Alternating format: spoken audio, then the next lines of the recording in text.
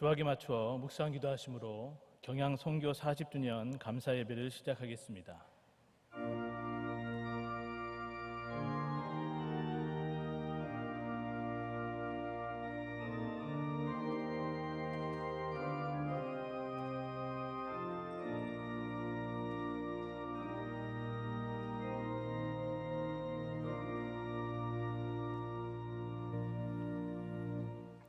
다 함께 찬송가 511장을 부르시겠습니다.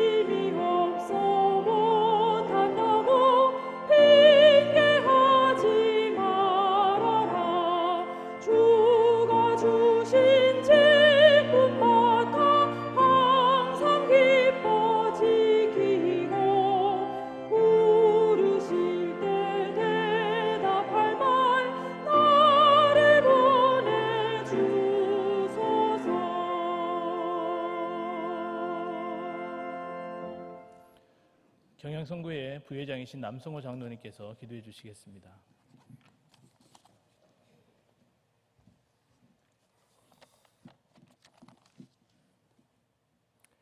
선교하는 교회는 살아남고 축복을 받습니다. 그러나 선교가 없는 교회는 시들고 말라가다가 죽고 말 것입니다. 이유는 참된 교회의 존재의 1차적 목적과 의미가 선교이기 때문입니다. 라는 서건태 원로 목사님의 확고부동한 목회적 선교 비전을 40년 전 경양 강단에서 외침으로 경양 선교회를 출발케 하시고 지금까지 많은 열매로 인도하신 하나님께 감사와 영광을 올려드립니다. 아버지 하나님, 참으로 맞이하고 있는 세계 역사는 종말 앞에 아주 가까이 서 있는 여러 징조들을 나타내는 벽보를 보면서 우리가 깨닫게 됩니다. 우리 경양교회에 당신의 권고하심이 있기를 원합니다. 그러므로 종말 앞에 서 있는 깨어있는 교회답게 경양에 맡겨주신 선교 사역을 넉넉히 감당하기를 기도합니다. 가는 선교를, 보내는 선교를, 기도하는 선교를 깨어 감당하기를 원합니다.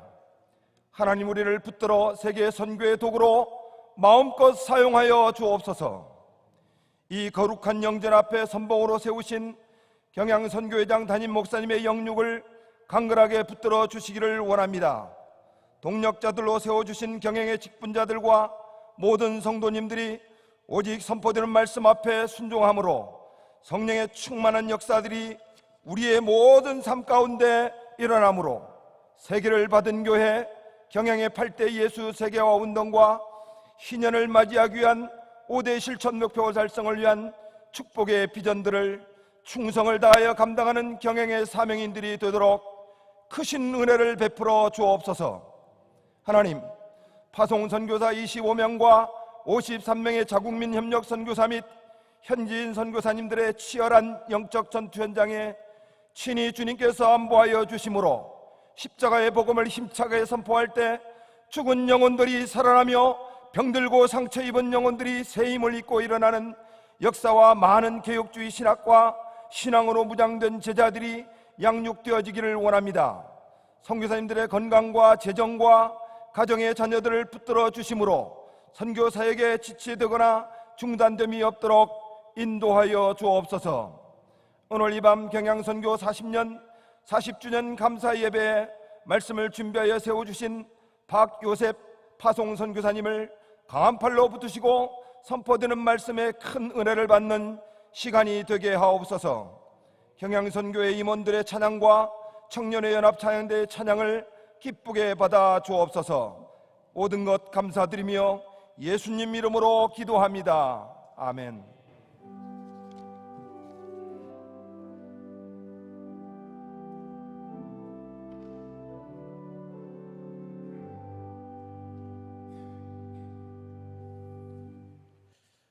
이 시간에는 특별 순서로 먼저 이현종 장로님의 특송이 있은 후 선교의 영상을 보시고 마지막으로 경양선교회 임력원의 특송이 있겠습니다.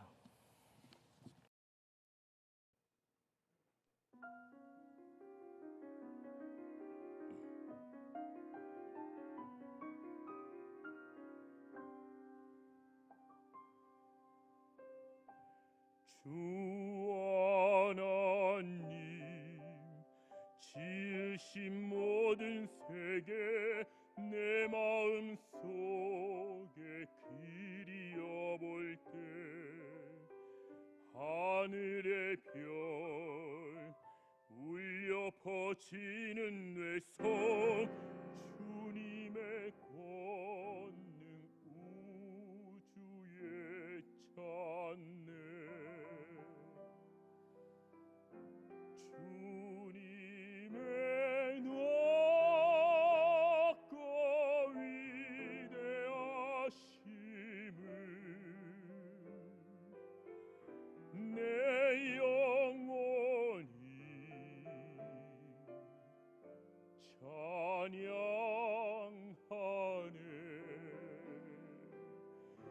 주님의 높고 위대하심을 내 영혼이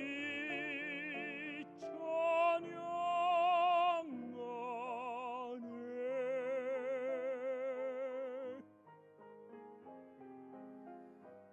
주 하나님 독생자 아낌없이 우리를 위해 보내주셨네. 십자가에 피 흘려 죽으신 주 내 모든 죄를 구속하셨네. 나 같은 죄인 살리신 주 은혜 놀라워.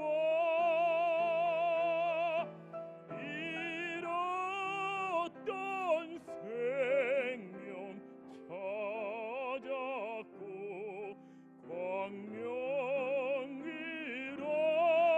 얻었네.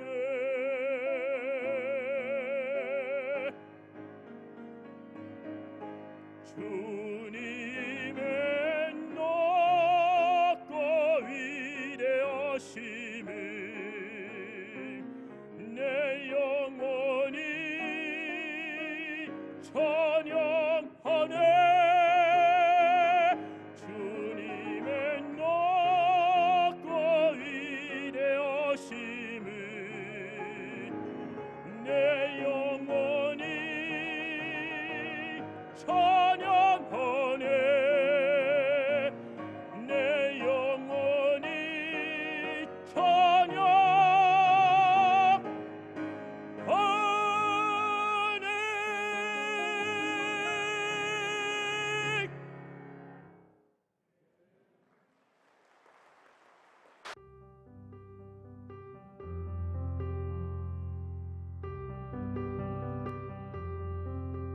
평화 시대를 산다는 것은, 그 평화 시대를 사는 값을 한다는 것은 세계를 향한 선교이구나. 그 여행이 끝난 다음에 저는 그 다음에 봄에 경양 선교회를 80년도에 조직하게 되었습니다. 1980년 4월 13일 교회 설립 기념주일에 세계선교의 비전을 품고 경양선교회가 시작되었습니다. 세계선교를 향한 성도들의 기도와 열망은 1982년 이탈리아 로마의 한평우 선교사 파송을 시작으로 1988년 이후부터는 브라질 등 개발도상국으로, 1990년부터는 러시아, 중국, 베트남, 캄보디아 등 선교가 제한된 지역으로 선교사를 파송하여 40년 동안 24개국에 선교사를 파송하여 복음을 전파하였습니다. 경양선교회가 40년 동안 세계선교를 감당할 수 있었던 것은 하나님의 영광을 목적한 성경 중심의 개혁주의 선교 정책을 지켜왔기 때문입니다. 먼저는 교회 안에서 소명인을 찾아 양육하여 교회가 파송하고 교회에서 전적으로 끊임없이 후원을 해왔습니다.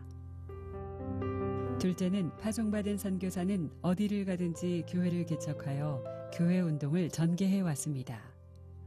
마지막으로 선교지 신학교를 통해 현지인을 교육하고 양육하여 사역자로 세우고 교회를 이양하는 것입니다.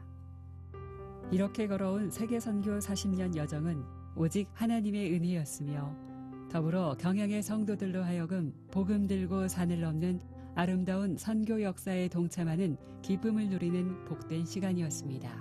안으로 장자 기업의 축복을 받는 족족, 밖으로 세계 선교를 세계를 받은 교회로서의 사명을 다하는 데 전력을 투자함으로써 이 경양교회를 5대양 6대조를 품는 선교의 모교회로 더 높고 크게 세워가는 감격스러운 사명에 더욱 힘을 합하는 경양의 성도들이 되시기를 바랍니다. 선교회 모교회로서 경양의 성도들은 경양선교회 첫 회 매월 100원 헌금의 후원 회원 때와는 비교가 되지 않게 40년의 선교 역사를 써가는 동안 일반 회원과 특별 회원을 비롯하여 평생 후원 회원으로 선교 사명을 감당하겠다고 서원하는 평생 선교 회원이 되어 세계 선교의 중추적인 역할을 감당해 왔습니다. 또한 2004년부터 시작된 대학부와 청년의 단기 선교는 선교사를 격려하고 위로함을 넘어 차세대 선교사로 이어지는 귀한 연결점이 되었습니다. 특별히 2010년 9월 12일에는 경양선교회관 로뎀실을 개관하여 선교사의 안식과 휴식을 위해 귀하게 쓰이고 있습니다. 현재 경양선교회가 파송한 선교사 및 현지인 협력교사는 78명이며 74개 선교지 교회에 3,500여 명의 성도들이 있으며 7개 차의 선교지 신학교와 성경학교에서 70여 명의 신학생들이 주님의 제자로 훈련받고 있습니다. 더불어 경양선교회는 경양의 희년을 바라보며 남북 통일 후 북한 선교를 위한 준비를 위해 한 걸음씩 나아가고 있습니다. 지금까지 세계선교 40년을 감당케 하신 하나님께 다시 한번 감사를 드리며 계속해서 여러분의 기도와 후원에 힘입어 세계선교 50년 희년을 넘어 주님이 다시 오시는 날, 곧 선교를 마치는 날까지 땅끝까지 이르러 내 증인이 되리라고 명령하신 주님을 기쁘시게 하도록 가든지 보내든지 가는 선교사로 보내는 선교사로 그 사명을 힘있게 감당하는 세계를 받은 경양교회의 성도님들 되시기를 간절히 소망합니다.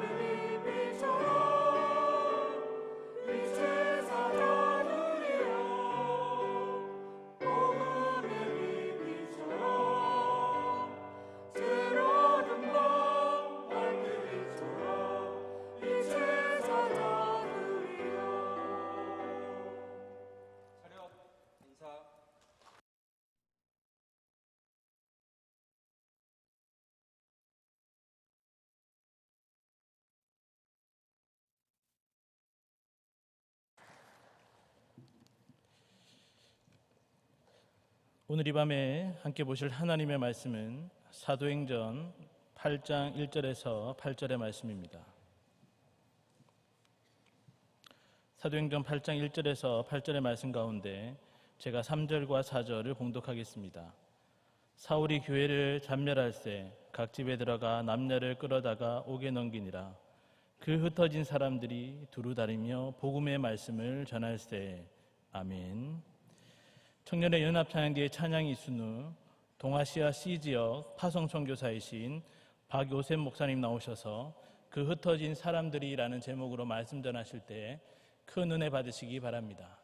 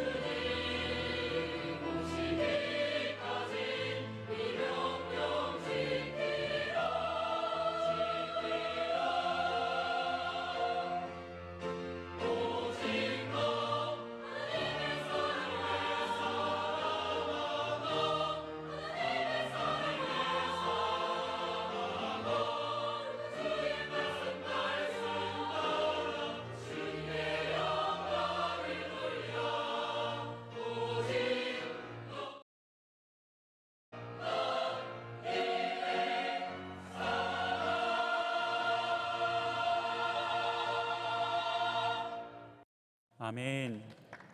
은혜로운 찬양 감사드립니다. 한 사람의 선교사를 파송하기 위해서 얼마나 많은 사랑이 필요한지 그 사랑을 받아본 저로서는 너무나도 잘 알고 있습니다. 저는 주일학교 어린 시절부터 이곳에서 자라고 또 선교사로 성장하게 되었습니다. 주일학교 어린 시절부터 선교사로 나갈 때까지 사랑을 보내주신 모든 이들에게 감사드리고 무엇보다 아낌없는 사랑으로 지원해 주시고 선교 40주년을 기념하는 이 귀한 말씀의 자리를 허락해 주신 선교회장 석기원 목사님과 그리고 선교회와 선교 회원들에게 감사를 드립니다. 경양교회 선교의 역사가 어느덧 부록을 맞이하게 되었습니다. 이제 우리는 같은 실수를 반복하지 않도록 나아가야 할 방향을 확실히 정하고 세상의 일에 정신을 빼앗겨 갈팡질팡하거나 판단을 흐리는 일이 없게 되어야 합니다. 사람은 누구나 실수를 합니다. 그러나 우리가 실수를 실패라고 할 수 없는 이유는 선교의 지휘관 되시는 하나님이 그 모든 실수까지도 다 하나로 모아서 선으로 바꾸시는 분이시기 때문입니다. 지난 선교의 역사를 생각해 보면 선교사님들과 가족들의 삶을 온전히 드린 헌신이었으며 보내는 자로서 평화시대를 살아가는 값을한 사랑의 수고였고 무엇보다 성령이 함께한 믿음의 역사였습니다. 주께서 구원받는 사람을 날마다 더하게 하시는 믿음의 역사였었던 것입니다. 우리 선교의 역사에 대해서는 앞선 영상을 통하여서 잘 보셨을 것입니다. 이러한 사역을 하는 동안, 이러한 열매를 맺는 동안, 이 기간 동안 경양교회의 상황은 어떠했습니까? 경양 가든 교회 건축이 무산되며 성호태 목사님은 목회를 내려놓을 생각까지 하실 때였고 신학교 건축가, 강서성전 건축가, IMF 등 정말 도저히 선교를 감당할 수 없을 때였습니다. 그런데 어떻게 이러한 일들을 감당할 수 있었습니까? 바로 여러분들이 예수님의 지상명령, 선교의 명령을 제1순위로 두고 사력을 다하니 아버지 하나님께서 감당하게 해주셨던 것입니다. 복음 전파, 교회 설립, 교회 건축, 제자 양육, 해외 분교 설립, 이것이 경양교회가 지금까지 맺은 열매들입니다. 목회적 교회, 모이는 교회를 세워갔습니다. 경양교회는 언제나 평화시대를 사는 값을 다해왔습니다. 그렇기 때문에 작은 교단임에도 불구하고 폭발적인 선교지의 성장을 함께 목도할 수 있었던 것입니다. 단일교회가 이렇게 많은 선교사를 파송한 경우는 흔치 않습니다. 그리고 이렇게 건강한 선교를 하는 교회는 더 귀한 것입니다. 무엇보다 성령이 함께 하셨기 때문에 가능한 역사였음을 여러분들도 기억하시기 바랍니다. 한 세대를 30년으로 본다면 지난 선교 30주년 기념대회가 있었던 2010년까지가 1세대 선교사님들의 무대라고 생각합니다. 2010년부터 세상은 요동치고 있습니다. 자연재해를 비롯한 기근이 잦았으며 공산권과 중동권에서 핍박이 시작되었습니다. 나라가 망하는 장면을 심심치 않게 목격하고 있으며 선교의 현장과 우리의 삶에 정말로 많은 변화가 찾아왔습니다. 확실히 시대는 변했습니다. 우리가 막연하게 안주했던 그 평화의 시대는 이미 종결된 것입니다. 우리는 과거의 영광에 취했을 시간이 없습니다. 아, 옛날이 좋았지, 그땐 그랬지라고 추억에 잠겨있을 여유가 없다는 것입니다. 선교 40주년, 이제 선교의 패러다임이 바뀔 때가 왔습니다. 이 시간 저는 여러분과 함께 본문의 말씀을 통해 예루살렘에 불었던 핍박의 바람과 성령의 역사를 살펴보며 현재 선교지의 상황과 앞으로 선교지의 비전에 대해 함께 상고해 보고자 합니다. 첫째로 성도는 핍박의 시작이 곧 선교의 기회임을 깨달아야 합니다. 우리 본문 1절에서 4절까지의 말씀을 다 함께 읽겠습니다. 시작. 사울은 그가 죽임당함을 마땅히 여기더라. 예루살렘에 있는 교회에 큰 박해가 있어 사도 외에는 다 유대와 사마리아 모든 땅으로 흩어지니라. 경건한 사람들이 스데반을 장사하고 위하여 크게 울더라. 사울이 교회를 잔멸할새 각 집에 들어가 남녀를 끌어다가 옥에 넘기니라. 그 흩어진 사람들이 두루 다니며 복음의 말씀을 전할새. 아멘.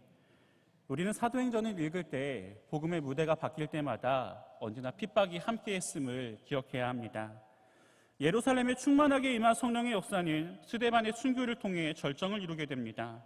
그리고 핍박이라는 광풍을 통해 그 역사가 더 먼 곳으로 퍼지게 됩니다. 1절에 사울은 스데반의 죽음을 당연한 것으로 생각했습니다. 마땅히 여기다라는 말은 옳다하다, 좋아하다라는 의미를 포함하고 있는 말입니다. 스데반이 순교하던 날에 예루살렘에 있는 교회에 큰 핍박이 일어났습니다. 이 핍박은 종교 지도자들에 의한 것이었습니다. 종교 지도자들은 자신들의 세력이 줄어드는 것을 두려워했고 자신들이 십자가에 못 박았던 그 부활하신 예수님의 복음을 심히 싫어했습니다. 사울의 스승 가말리엘은 타협적인 정책을 권했지만 사울의 생각은 달랐습니다. 그래서 스데반의 죽음과 함께 기회를 잡아 교회를 공격하기 시작한 것입니다. 당시 사울의 입장에서는 교회의 질서를 무너뜨리는 이단을 척결하는 옳은 행위라고 생각하며 열심을 다한 것입니다. 이 박해로 인하여서 예루살렘에 있는 수많은 제자들이 각지로 흩어졌습니다. 사도들만 세계 선교의 중심지가 될 예루살렘 교회를 지키고 지도하기 위해서 남은 것입니다. 즉 핍박을 버텨내는 사역을 시작한 것입니다. 제자들은 핍박을 피해서 흩어졌습니다. 오순절에 예수님의 재림 때까지 없어지지 않을 충만한 성령이 예루살렘에 임했습니다. 그러나 초대교회는 스데반이 순교하기까지 예루살렘에만 머물면서 사역을 했습니다.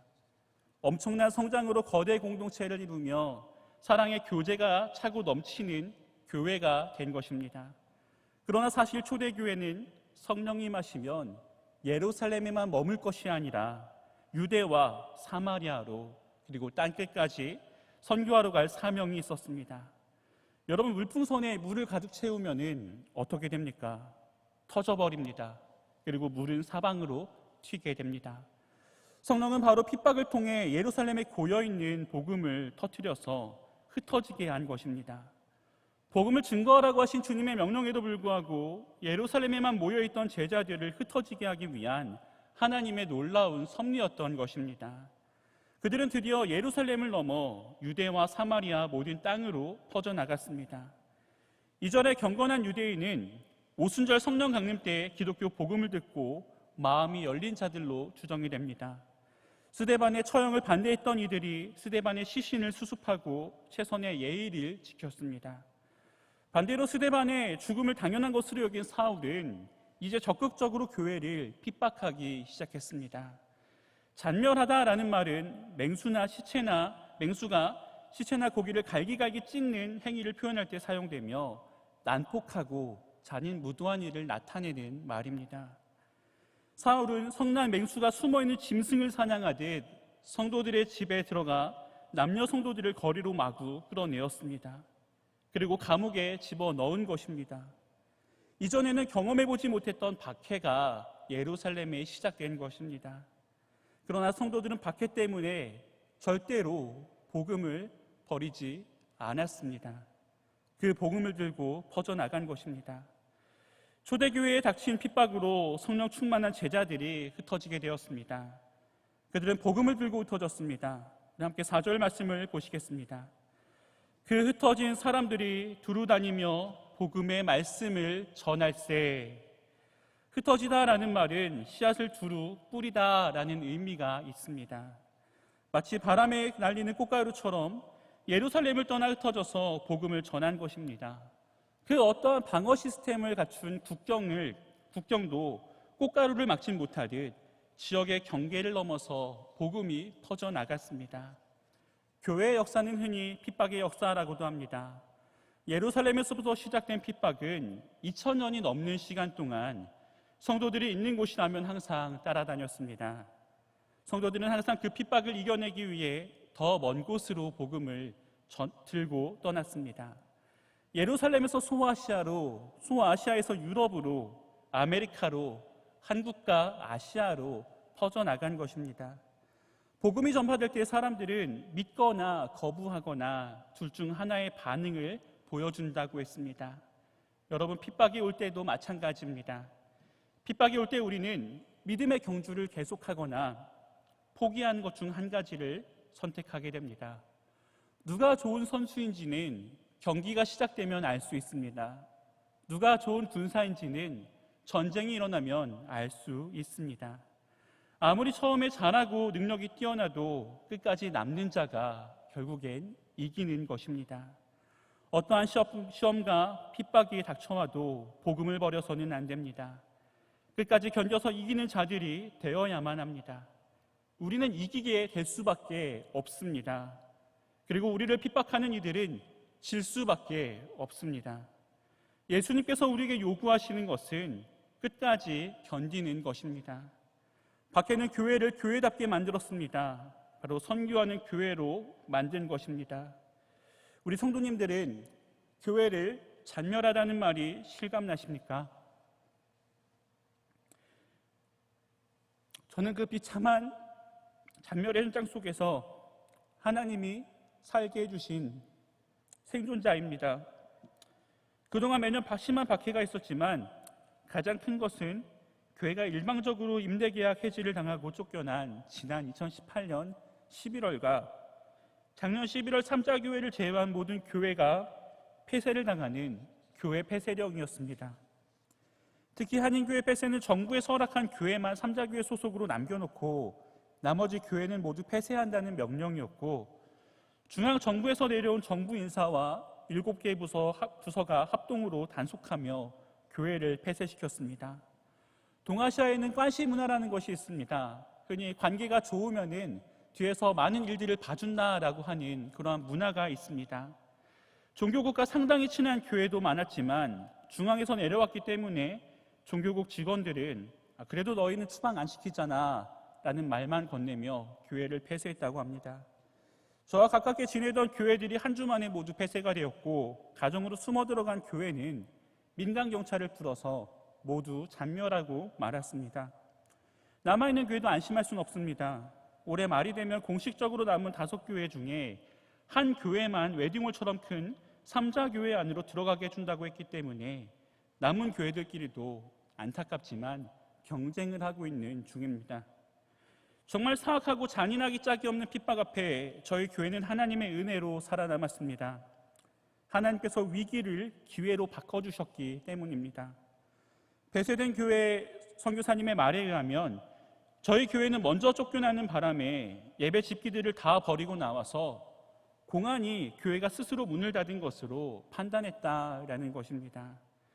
창원시민교회 김영건 목사님에게 러시아 모스크바와 로스톱 나두노 사역을 인계해 주신 황상구 선교사님은 선교의 가장 큰 도구로 한글학교를 소개해 주셨습니다. 방패와 창이 될 수 있는 귀한 도구입니다. 저는 동아시아에 도착해서 3개월 만에 공안의 조사를 받았습니다. 제가 공안의 조사를 받고 나서 바로 간 곳이 동아시아 남쪽에 있는 장인과 장모님이 운영하는 국제학교와 한글학교였습니다. 교회를 지킬 방패를 만들기 위해 그곳에서 한글학교에 필요한 모든 자료를 다 받은 뒤에 바로 한글학교를 시작하였고, 영사관 인가를 받은 후에 곧이어 한인 도서관을 개관하였습니다. 그리고 쫓겨난 뒤에 새로운 장소는 한글학교 이름으로 계약을 한 것입니다. 정부에서 봤을 때 정말로 정리하기 껄끄러운 존재가 되기로 작정한 것입니다. 외교부 산하 재단과 영사관에 소속이 되어 있고 너무 좋은 일만 해서 필요성이 충분한 모임으로 만들었습니다. 이웃들이 봤을 때 교회가 아니라 좋은 일을 하는 곳으로 인식하게 만들었기 때문에 민간경찰의 눈도 피해갈 수 있었습니다. 하지만 제가 가명을 쓰고 조심한다고 핍박자의 감시를 피할 수는 없습니다. 기술의 발전은 일반인들에게 혜택이 되겠지만 저희 같은 선교사들에겐 핍박이 되고 있습니다.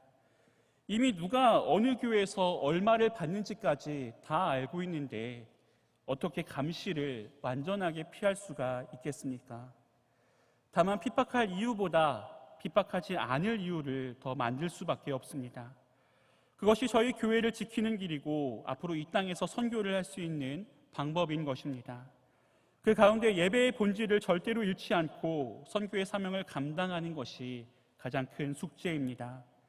저희 교회는 임대료를 한글학교에서 거의 다 감당하게 되었고, 시간이 지나 정부 지원금이 오르게 되면 한글학교에서 완전히 임대료를 감당하게 될 것입니다. 저희 교회는 거의 모든 재정을 선교와 구제에 사용하게 될 것입니다. 지금 제가 살고 있는 지역과 동아시아를 바라보면 복음의 열매가 주렁주렁 매달려 있는 밭처럼 보입니다. 그런데 저희 교단을 제외한 많은 교단에서 선교사 철수 명령을 내리고 있습니다. 수많은 핍박 앞에 선교사들이 추풍 낙엽처럼 무너지고 있기 때문에 미리 철수를 시키고 있는 것입니다. 코로나 사태가 터지고 많은 교단은 지난 2월 초에 이미 선교사들을 거의 강제 송환했습니다. 제가 우리 교회에, 우리 교단에 정말로 감사하는 것은 버티도록 힘을 실어주시기 때문입니다. 소련이 붕괴되기 전 선교사를 파송한 것을 기억해 보시기 바랍니다. 최악의 위기는 우리에게 최고의 기회가 되었고 지금의 러시아 선교를 가능하게 만들었습니다. 지금 동아시아는 최악의 위기를 맞이하고 있습니다. 다른 대륙도 마찬가지일 것입니다. 경제적인 문제나 이슈가 있을 때마다 교회를 먼저 단속했기 때문에 코로나 사태 이후에 어떠한 핍박이 올지 아무도 예상할 수가 없습니다. 현지 소식에 의하면 몇몇 지역의 현지 교회는 이미 철거를 당하고 있다고 합니다. 핍박은 해마다 심해지고 있고 그 속에 전도의 기회, 선교의 기회는 더욱더 크게 다가오고 있습니다. 저희 모임은 이미 한국 언론에 도서관과 한글학교로 노출이 되었고 이번 코로나 사태 때 호텔에 격리된 교민들을 함께 도와달라는 영사관과 한인의 요청에 응했기 때문에 저에게는 지금이 그 어느 때보다 견고한 벽을 쌓을 수 있는 기회가 되었습니다. 그리고 그 방패는 언젠가 반드시 창이될 것입니다. 핍박이 있는 예루살렘과 같은 곳에서 버티는 선교를 하며 유대와 사마리아 모든 땅으로 흩어지는 선교를 준비하고 있는 중입니다. 우리는 날마다 모이는 교회가 되어야만 합니다. 모이기에 힘쓰고 신령과 진정으로 예배를 드리며 사랑의 교제가 넘치는 교회가 되어야만 합니다. 그러나 우리는 흩어지는 교회도 되어야 합니다. 우리는 교회 문 밖을 나가는 순간 모두가 선교사의 마음을 가지고 나가야 합니다. 예수님의 제자들은 복음을 증거하는 사람들이기 때문입니다. 선교사로 나가지 않더라도 우리는 보내는 일에 최선을 다해야만 합니다. 성도 여러분, 밖에는 제자들의 삶의 터전을 짓밟았습니다. 그러나 제자들은 복음을 들고 흩어져서 사단의 영역을 정복했습니다. 핍박의 신호탄은 선교의 신호탄이 되었던 것입니다. 복음의 영역을 더욱더 확장한 것입니다. 예수 복음 운동은 핍박받는 교회를 이렇게 흩어지는 교회로 만들었습니다. 땅끝까지 복음을 선포하라고 하신 예수님의 명령은 성령이 사람을 통해 이루십니다. 그리고 마침내 세계 선교의 출발지인 사마리아에 도착한 것입니다. 복음은 아직 땅끝까지 가지 못했습니다. 우리에게 사명이 남은 것입니다. 여러분에게 주어진 진리의 빛으로 어둠의 권세를 물리치시기 바랍니다. 삶의 터전에서부터 빛을 밝히며 점점 더 멀리 나아가는 선교의 삶을 사시기를 바랍니다. 그리고 그 어느 때보다 가장 위기의 순간인 바로 지금 이때가 선교의 적기라는 것을 깨닫고 지금처럼 기도와 물질의 지원 사격을 아낌없이 보내주시는 복음의 든든한 군수지원사령부 대원들이 되시기를 바랍니다. 둘째로 성도는 선교의 결과가 언제나 승리였음을 기억하며 최후 승리를 바라보고 복음을 전파해야 합니다. 우리 5절에서 8절의 말씀을 다 함께 읽겠습니다. 시작. 빌립이 사마리아 성에 내려가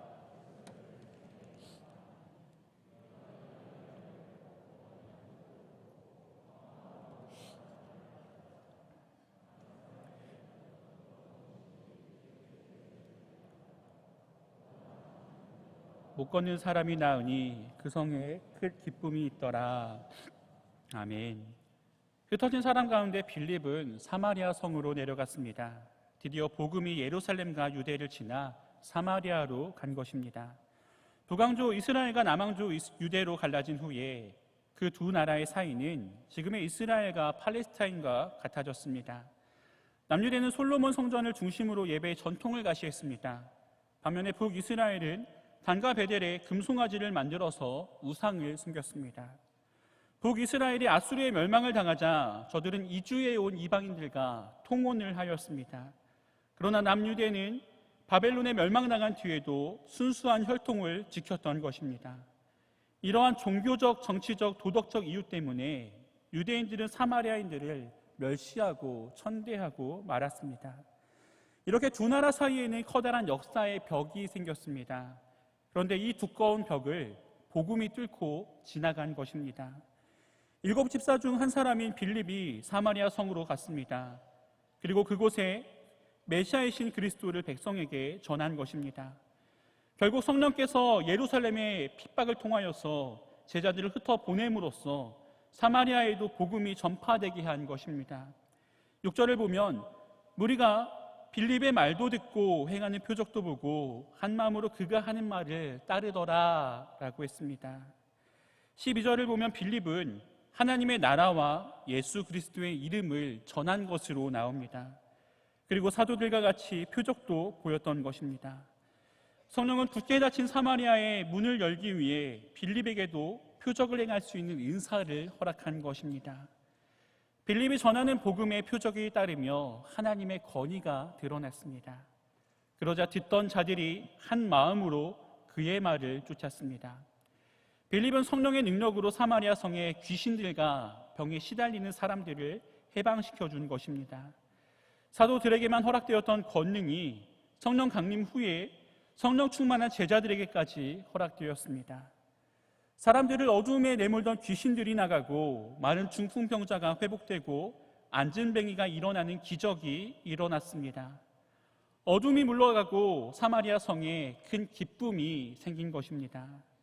제자들은 핍박을 피해 흩어졌지만 성령이 충만한 사람들을 통해 복음은 확장된 것입니다. 하나님의 나라는 복음을 통해 확장됩니다. 사단은 복음을 핍박하려고 했지만 복음은 오히려 그 영역을 없앴습니다.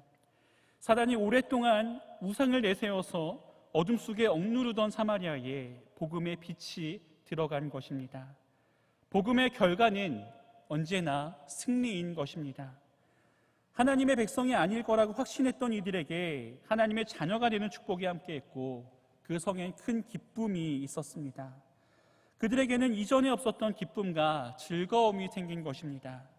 칼빈은 누가가 말한 기쁨은 믿음의 열매라고 했습니다.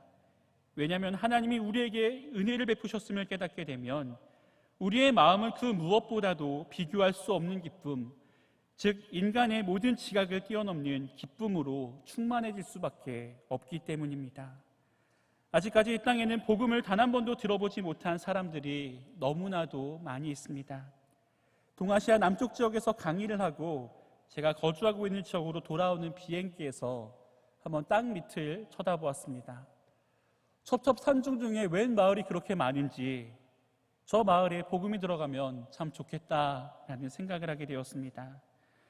2012년 동아시아 단기 선교를 함께 갔던 팀원들은 기억할 수 있겠지만 동아시아에는 도저히 사람이 들어가기 어려울 것 같은 오지에 있는 마을들이 굉장히 많이 있습니다.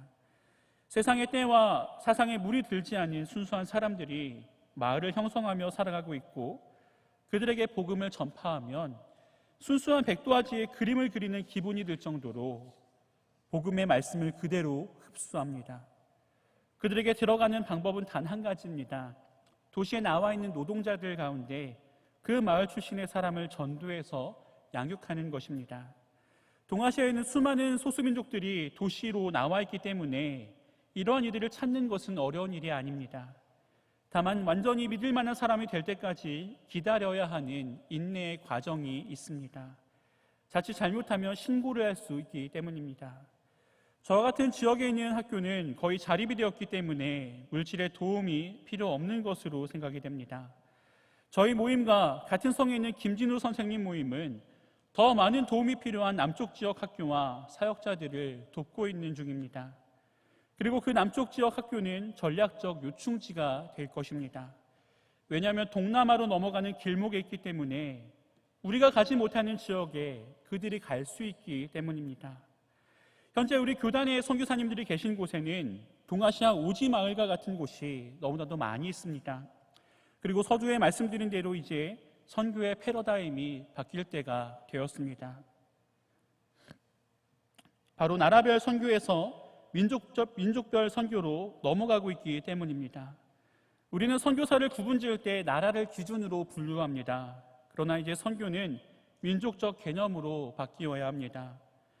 한국인은 세계 어디에나 있습니다. 동아시아인도 다른 민족도 마찬가지입니다. 그렇기 때문에 한인 사역이나 현지인 사역을 하는 사람들은 그들이 있는 곳이라면 어디든지 갈 수 있고 어디서든지 협력 사역을 할 수 있습니다. 중요한 것은 우리 교단에 이러한 민족적 개념이 잡혔을 때 찾아오는 효과입니다. 제가 선교회 있을 때 선교사님들에게 가장 많이 들었던 말이 우리 지역에 대륙인들이 몇십 명, 몇백 명, 몇천 명 있는데 이곳으로 와서 같이 사역하자라는 말이었습니다. 마찬가지로 예루살렘이 있는 곳에 러시아계와 대륙계 사람들이 많이 있고 러시아에 있는 이스라엘 계통과 대륙계 계통 사람들이 많이 있습니다. 다른 지역도 마찬가지입니다. 그렇기 때문에 대륙에 있는 선교사도 러시아에 가서 사역을 함께 할 수 있고 이스라엘에 있는 선교사도 러시아에서 함께 사역을 할 수 있습니다. 이미 러시아에 있던 임루디아 전도사님 같은 분들이 현지 신학교 사역자들이 중국에 와서 사역하고 있기도 합니다. 이들이 본교로까지 연결되면 얼마나 좋겠습니까? 조금만 더 넓게 보고 선교사님들이 자신의 사역이 내 것이라고 생각하지만 않는다면, 협력 사역이 자신의 밥그릇을 빼앗는 일이 아니라고 생각한다면 우리는 참 많은 일들을 할 수가 있습니다. 교단의 선교사들이 서로 협력만 하고 선교에서 지도와 조정만 해준다면 지금처럼 교수님들이 시간을 쪼개어서 선교지 강의를 나가지 않아도 자체적으로 학교를 운영하게 될 것입니다. 그리고 선교지에서 훈련받은 제자들이 전 세계 적재적소에 배치되고 주변에 있는 선교사님이 지도한다면 더 멀고 깊은 지역에 들어가 복음을 전하게 될 것입니다. 다시 한번 쉽게 설명드리면 러시아 현지인을 동아시아로, 동아시아인을 중동권 등으로 파송하고 그곳에 있는 우리 선교사님들에게 소개하여 지도를 받게 하면 되는 것입니다. 위기는 기회가 되고 언제나 복음 전파의 결과는 승리라는 것을 기억해야 합니다. 우리에겐 지금 고통이 찾아왔습니다. 선교하기 어려운 상황에 놓이게 되었습니다. C.S. 루이스는 고통의 문제라는 책 마지막 부분에 이런 말을 남겼습니다. 고통은 영웅의 자질을 드러낼 기회를 제공합니다. 그리고 놀라울 만큼 많은 이들이 그 기회를 잡고 있습니다. 하나님은 여전히 누가 나를 위해 갈꼬라고 물어보십니다. 위기의 상황의 다수가 우리는 저들에 비하면 메뚜기와 같습니다 라고 말하며 위축되어 있는 지금 이 시간에 우리 경양선교회가 아닙니다, 하나님이 함께 하신다면 저들은 저희의 밥이 될 것입니다, 주님 저희가 가겠습니다 라고 손을 번쩍 들고 선두에 서야 하지 않겠습니까? 여러분, 보이는 현상에 겁먹지 마시고 그 뒤에서 일하시는 하나님의 역사하심에 눈을 뜨시기 바랍니다. 그리고 아직까지 복음을 한 번도 들어보지 못한 이들에게 기쁨의 소식을 전해지도록 함께 기도하고 선교사를 파송하고 후원하며 지금까지 경양교회가 감당했던 선교의 사명을 기꺼이 짊어지고 최후 승리를 바라보고 나아가는 그리스도의 좋은 군사들이 되시기를 바랍니다. 사랑하는 경양의 성도 여러분, 오늘 말씀의 사도들은 예루살렘에 남아 베이스 캠프를 지키며 선교사들을 파송할 일을 도모했고 빌립을 비롯한 많은 무명의 선교사들은 땅끝을 향하여 퍼져나갔습니다. 저와 같은 선교사는 이름이 남는 유명의 선교사들입니다. 그러나 더 영광되고 감사한 분들은 바로 여러분들이십니다. 이름을 남기지 않고 각자의 자리에서 선교의 삶을 살아가며 보내기에 힘쓰는 선교 회원들입니다.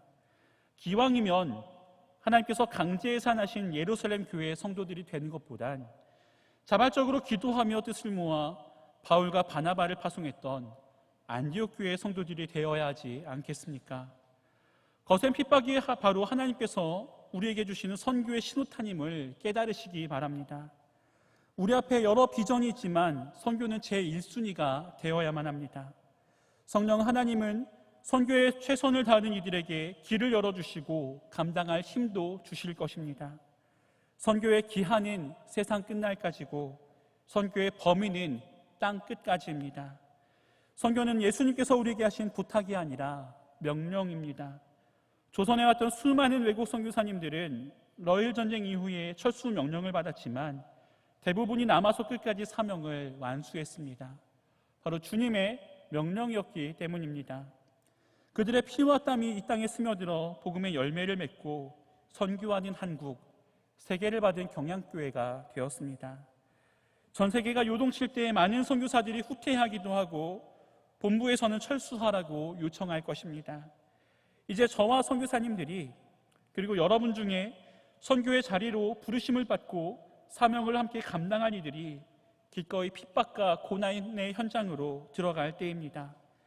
핍박의 바람에는 언제나 성령의 역사가 함께 있음을 기억하시기 바랍니다. 그리고 그 성령은 우리를 언제나 보호할 것입니다. 이미 이긴 싸움입니다. 그러니 겁먹지 마시기 바랍니다. 이곳에 있는 많은 SFC 운동원들과 청년들이 저와 함께 영광의 전쟁터로 가주셨으면 좋겠습니다.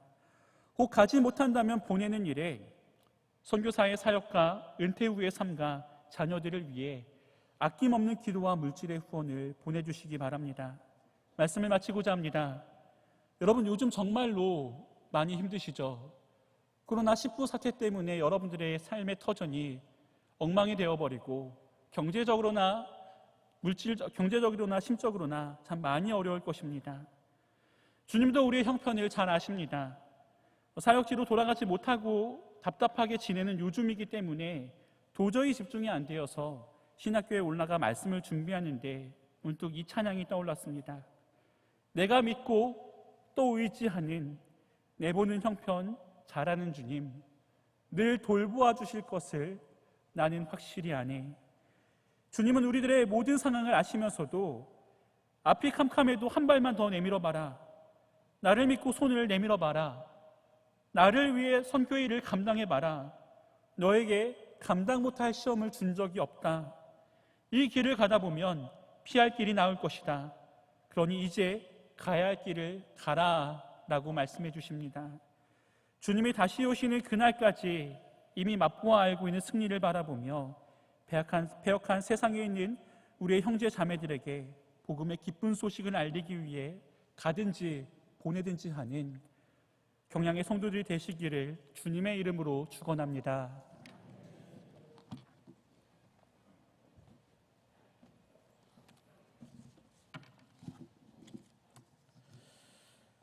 다 함께 찬송가 505장을 부르시겠습니다.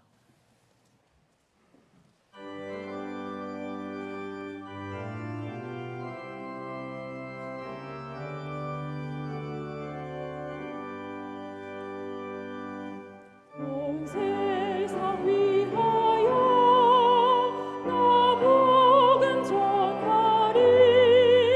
온 백성 모두 나와서 주 말씀 들으라.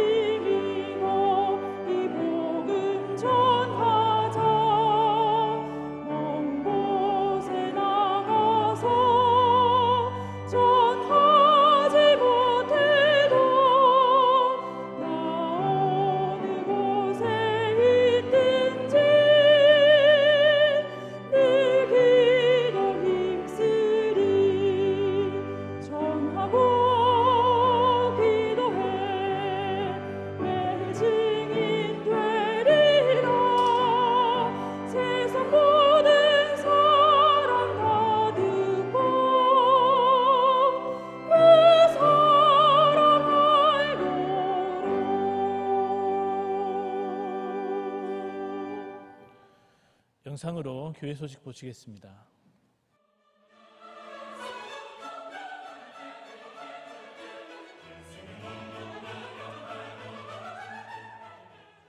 교회 소식입니다.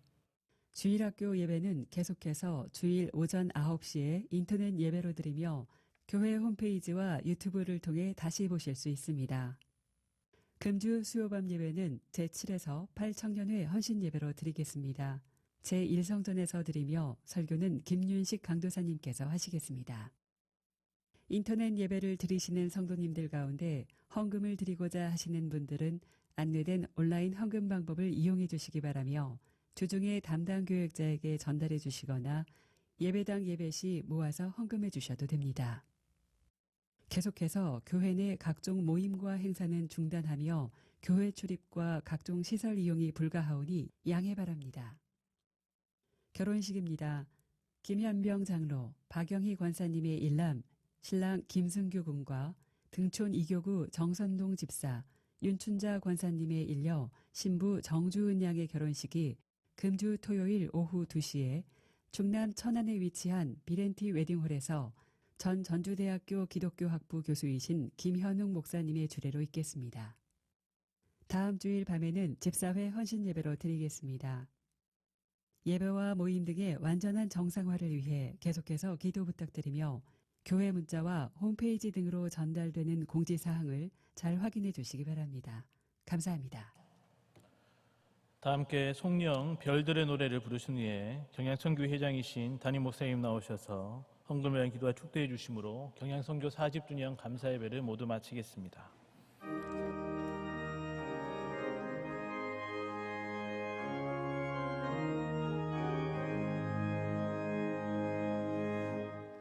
우리는 하나님의 형상으로 창조받은 자, 이 세상에 보냄받은 하나님의 사람들, 많은 사람을 옳은 대로 돌아오게 함으로 별과 같이 빛나리라, 별과 같이 빛나리라. 우리는 예수님의 속죄 피로 구원받은 자, 그 은혜에 감격하여 복음의 사자 되어 많은 사람을 옳은 대로 돌아오게 함으로 별과 같이 빛나리라, 별과 같이 빛나리라. 우리는 성령님의 능력으로 사명받은 자,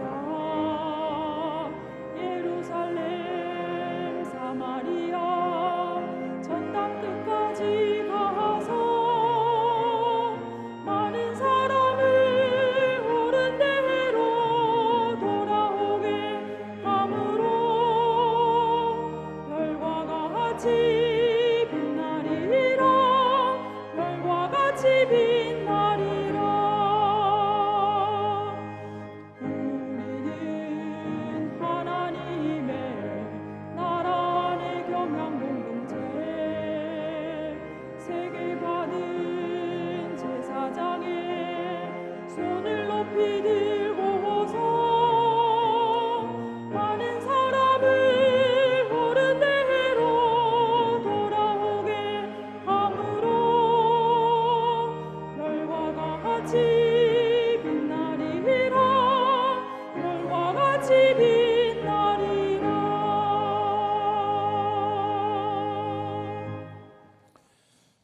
오늘 밤에 우리 각종 예물 드린 가운데 대학부의 문형우 운동원 저금통으로 성경금 드리고 북설교구의 김기태 집사님, 표정화 집사님께서 자녀 등남을 감사하여 특별 성경헌금 드렸습니다. 기도하겠습니다. 주님, 오늘 밤에도 경양의 성도들이 우리에게 허락하신 물질이 천하보다 귀한 생명 구원을 위해서 가장 가치 있게 쓰인다는 사실을 기가하면서 드린 선교 헌금을 비롯한 하는 각종 모든 예물을 주님께서 기쁘게 연락해 주옵소서. 우리 모두가 스스로 잘 먹고 잘 살기 위해서가 아니라 오직 하나님의 선한 일에 더 부유하기 위해서 소원하며 간구하며 열심히 섬기는 모든 기업과 직장을 주님께서 기억하시어서 제일 좋은 것으로 차고 넘치는 것으로 이번 주 예세 동안에도 축복해 주옵소서. 특히 우리 경양선교회를 통해서 성도들이 월정회비와 특별회비와 평생 선교원금을 바치는 마음과 손길이 더욱 풍성하여서 우리 경양이 세계에 파송된 선교사님들을 물질적으로 지원하는 보급창고가 항상 넉넉히 차고 넘치도록 축복해 주옵소서. 예수 그리스도의 은혜와 하나님의 사랑과 성령님의 인도와 보호하심이 위기와 핍박을 오히려 선교의 기회로 여기고 선교의 결과는 항상 승리와 기쁨으로 보장되어 있다는 사실을 확신하고 또한 체험하는 가운데 자신의 전생일을 그리스도의 지상 명령에 지사 충성하기를 원하는 우리 모든 경양 선교에 속한 성도들과 세계 만방에 파송되어 있는 가는 선교사들 위해 이제로부터 영원히 함께 있을지어다. 아멘.